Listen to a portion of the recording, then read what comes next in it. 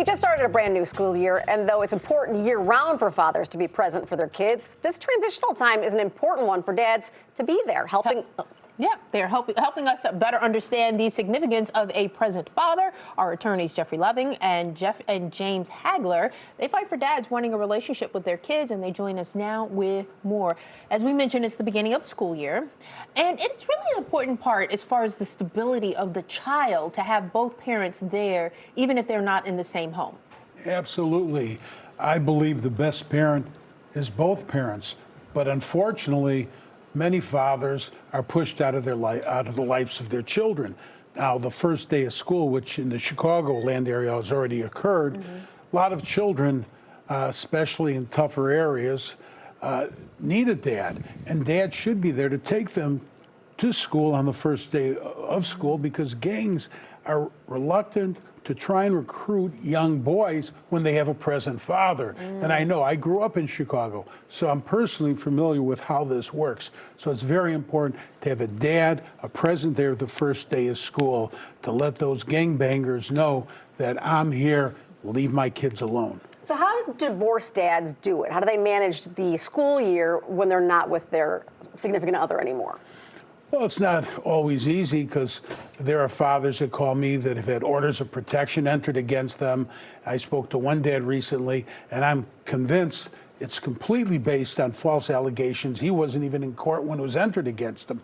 But with that order of protection, if he tries to protect his child, goes near his child to protect his child, he could end up arrested and locked up and thrown in Cook County Jail, charged with violating an order of protection, which is punishable by up to a year in jail. So these things are very problematic. I'm very concerned about it. So they need to be addressed sooner rather than later. Absolutely. And letting it hang out there. You also pointed out that there are situations where the children disappear and the father has no idea where they are. Yes, right now school is starting, but we have a lot of people that want to move away from Illinois. They want to go someplace else for whatever reason, and often these people are not married. We have many more paternity cases than we ever had. And because of that, they don't live together, and there's probably no existing court orders. So a lot of moms have been taking their kids and moving out of town without any forewarning to the father. And that's a terrible shock to these kids. All of a sudden, they're taken away from their neighborhood, their friends, their parent, and left all by themselves. It's a horrible thing. It happens all the time, particularly as school begins every year. Now, you recently had a case where you were able to keep a child closer to their father. Can you explain that to us? Well, what we do is when we locate a father is missing a child, we locate the parent, and we serve them with a summons and a petition to return to Illinois. If the child's been living outside of Illinois for more than 6 months, we could have lost jurisdiction. So it's really important for fathers that if they know that their child is missing or has moved to another location outside of Illinois, to file a case in Illinois before that 6 months elapses and Illinois loses jurisdiction.